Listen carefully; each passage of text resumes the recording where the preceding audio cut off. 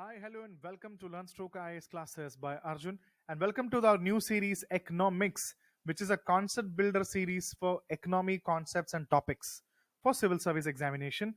And in the meanwhile, do subscribe to our channel, LearnStroke IAS, and watch more of our videos and be UPSC ready because we believe we should work in silence, let the concepts be strong, and let the success make the noise. And meanwhile, also download LearnStroke IAS app from the Play Store and do watch our free videos, a lot of classes for you. And do follow Future Next IAS, our offline platform. So let's find out what are the important topics that we have to learn today. The most important topic is nothing else but the concept of bad bank. What is the concept of bad bank? Why is this concept important? Because in news we see the bad debt ratio has been in the news. So what is this, and how has India's bad bank worked? Whether is it has it worked or has it not worked is something that we should know. Recently there was an article regarding the banking secretary to review bad bank. So definitely bad bank is something in the news, so it's important to know about what is the concept of bad bank. So let's quickly move on to the content. So let me give you a few examples. I'm sure you must be relating to this picture that you see on the screen. Most often we can actually see it in our houses when we are in a bad mood or shape. You can see such images. Imagine that this is a room that we are having. This is our bedroom. So what happens is we want to clean the bedroom. So the first thing what we do is when we clean the bedroom, we make sure we'll put only the things that should be there in the bedroom. So all the other junk and old clothes which is actually taking the beauty of the bedroom will be thrown out. So now we'll make, look at the picture, we'll make the bedroom look very nice. And what did you do with the old clothes and the other bad things? You would actually put inside the storeroom. You put inside the storeroom, or you have cleaned your shirts, put it inside the cabinet, or just put it in the storeroom. So what has happened is this bedroom has become clean after throwing the bad things or reworking the bad things. This is exactly what is called as the concept of bad bank.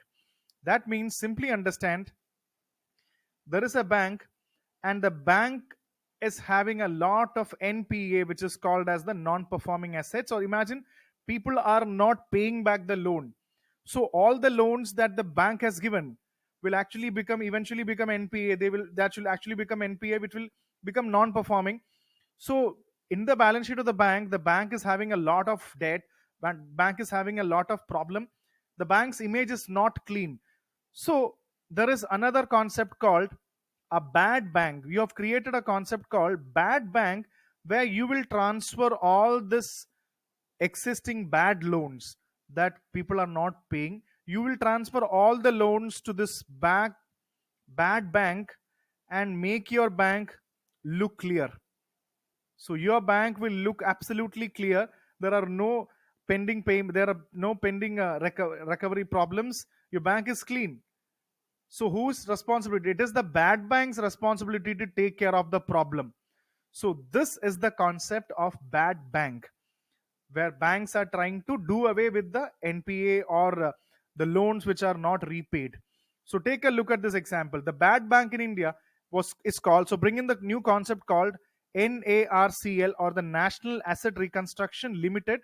So the bad bank in India is going to be this National Asset Reconstruction Limited.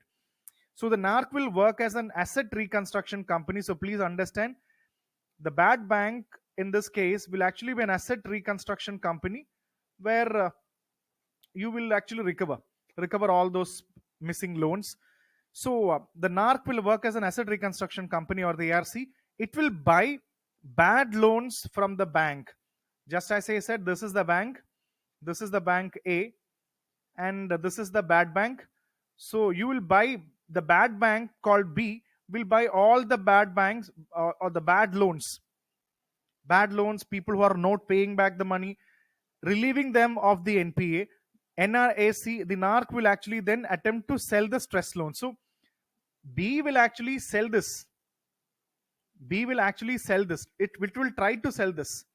And also understand, apart from National Asset Reconstruction Limited, there is another important entity called IDRCL, which is the India Debt Resolution Company. So this is also very similar. It's actually the government has also set up the IDRCL to sell these stress assets in the market. Accordingly, IDCL will attempt to sell them in the market. So now what is happening is the NARC. You can see that the NARC, and the IDRCL, they are actually trying it to work together. So IDRCL, they are actually going to work together to sell the assets of the bad bank. And what happens? Sell the assets to bad banks. It will sell to C, D, E, F, multiple sources. And what will happen? It will sell this and recover the money and give that money back to the bank. Very, very important. You transfer it from A to B, and B will actually try to sell it for C, D, or make money. In this, you will make money. You will make money and you will give back that money to A. I think that is the point here. So that is the logic and the biggest idea regarding this whole thing. Now let's understand this.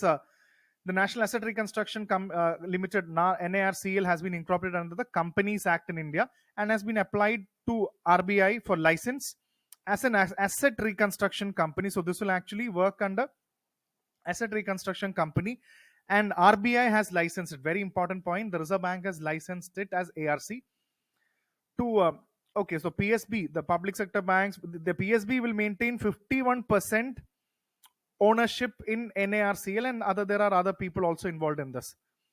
So the PSBs, like you can see SBI, Canara Bank, other people, they will actually try to maintain 51%, and the other will be held by other people. So you should know this was actually started in 2021 as bad bank to address the growing problem of NPA issue as a joint venture between public sector and the other financial institutions. So NPA is the biggest villain here. You know that there is a loan, there is a loan taken, and definitely there is a loan taken, and if you do not repay the loan, what will happen is after some time, after 90 days, when the loan is not paid, it becomes, and it will slip into NPA or the non-performing asset category. So that is the problem. And in order to take the loan, what will happen is you must have put a collateral. Definitely there must be property or something that you must have put it as a collateral security. So you need to get this loan back. So that is bad loans in this picture coming into this. So what is IDRCL? IDRCL is also an asset management company meant to work in tandem. We already discussed it will work with NRCL to help clean up bad assets. That is already discussed.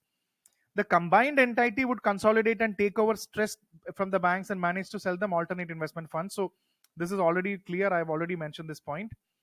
After I told you, this is A, the bank, this is the bad bank, and this is C, D, E, etc. So whatever bad bank is trying to sell, the banks will receive back the money. The banks will receive back the money in parts. However, if the bad bank in India cannot sell the stress loan for a profit, so imagine that the bad bank or the B was not able to sell it to C, D, E or anybody.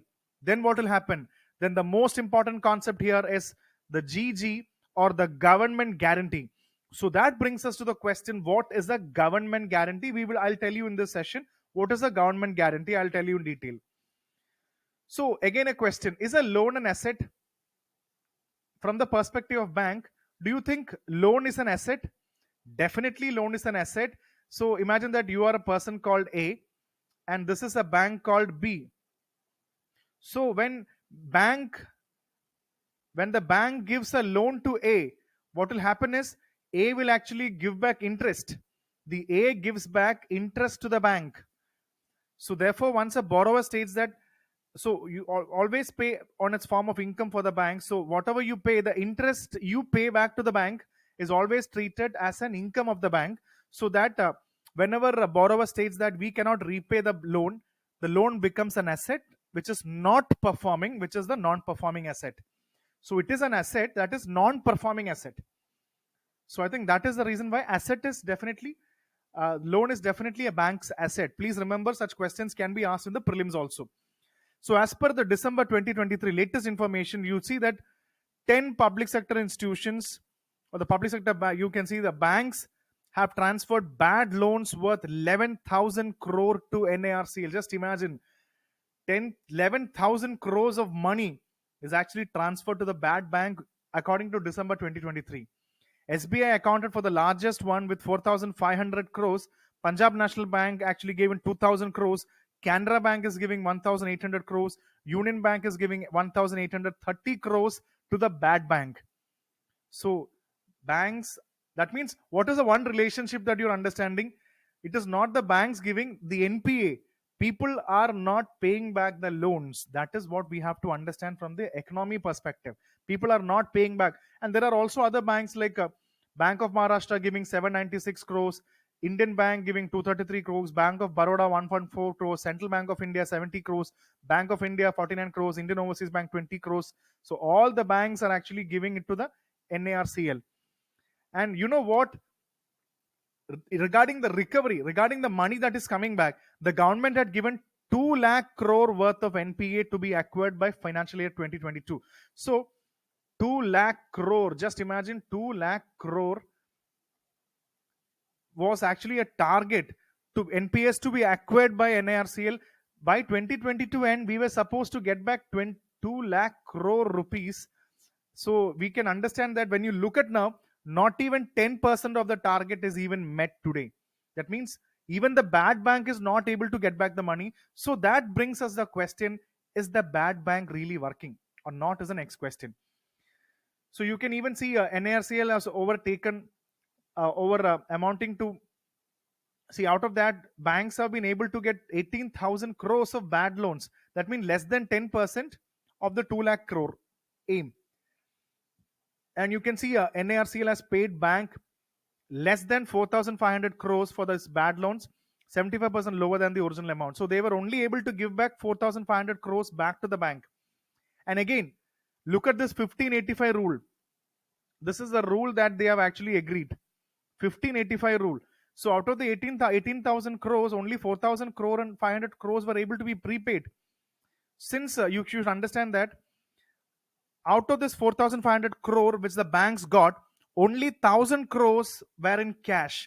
The rest of the 3,000 crores is not in money. That is actually called as SR. Very, very importantly, they are called as security receipts. So we should know, what do you mean by a security receipt? Very, very important. So what is a security receipt? So this is actually 3,004 out of this 4,500 crore, 1,000 in cash and 3,500 through security receipts. So what is this security receipts? We have to find out. So 1585 rule, since it is an ARC, very important, asset reconstruction, 15% should be in the cash and 1840% should be in SR or security receipts. So just imagine, what is the important takeaway from this?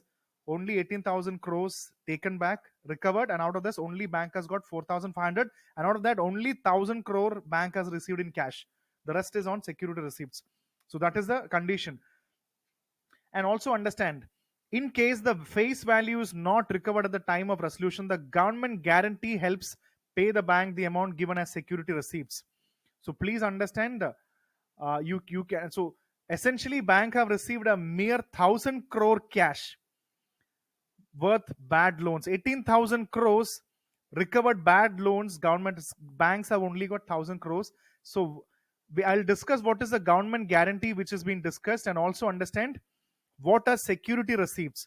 Security receipts are financial instruments that represent an undivided interest in specific financial assets, typically non-performing assets or distressed assets. These receipts are issued by asset reconstruction company. Very, very important. So the security receipts means they are actually actually an asset which is actually typically non-performing assets or distressed assets. They are issued by the ARC in the context of resolution and management of stressed assets in the banking and financial system. So ARCs give out security receipts, the security receipts. And let's see what is the government guarantee regarding this. What is the government guarantee in this? Always understand, a government guarantee refers to a commitment or assurance by the government to provide financial support or backing to the bad bank. So the guarantee is often extended to mitigate the risk associated with the acquisition and management of distress. So imagine that A is actually A is the bank and B is the bad bank. B is the bad bank, and the bad bank is trying to sell the assets and recover back. So in case C, D, E, F, so in case bad banks are not able to recover back the money to the bank, the main bank. A is the main bank. It is not able to recover back the money. You can even apply at this case when you're not able to sell it at one point of time. In the last resort is government guarantee. That means government will fund, government will provide financial support to get back the thing. So is it a good thing?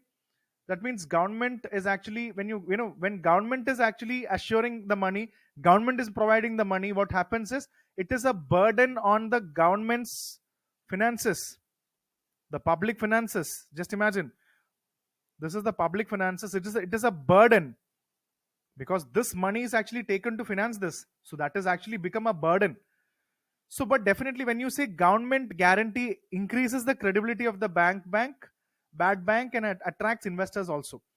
So government guarantee, government will actually put in the money and get back and give back the money, but such things will often act as a burden. This is not good on the finances, taking the money and put it in.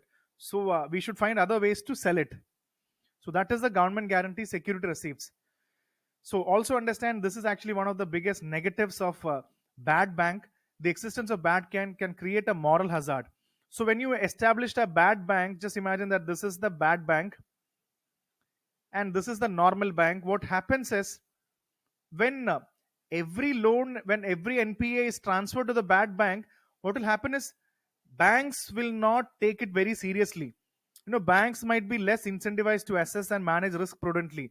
Bank will keep giving loans and loans and loans. It will become NPA, and since you have a bad bank, it is very easy. You transfer the bad bank, you transfer the NPA into the bad bank. So it is the responsibility of the bad bank to take it and give back the money. The bank is safe. This is not a good thing for Indian banks. And secondly, the government guarantee establishing and operating a bad bank informs financial support and guarantees from the government. Government is guaranteeing this. In the last resort, government will pump in the money and give back. So it is not at all, even bad bank is not having the incentives to sell it to CD or other people, because you can invoke a government guarantee anytime. So the cost associated with capital injection. So this is a capital injection. You put it as capital, you inject capital. This capital injections, guarantee, or other forms can support burden on public finance. This is a big problem on the public finance of the bank. So definitely understand. So this is the concept of the bank. So this is the A is the bank. So let's go back again. This is the bad banks, and we have to sell it. We have to sell it this, and you have the government at this side. So please understand. First of all, in India, we should actually reduce the NPAs. If there are no NPAs, there will be no transferring to bad banks. So bad banks should make sure that they sell it and try to get recover as much money and give back to the banks. Or else the government will actually come into the picture. It's going to be a big burden. So let's hope that the question is, are the bad banks really working well in India, is the big question that we have to discuss in this point. So that was regarding the bad bank issue. So please do subscribe to our channel LearnStroke IAS and do watch EconomiX series, and we are coming up with more important topics for UPSC exam. So please stay in touch with LearnStroke IAS classes. This is Arjun R Shankar.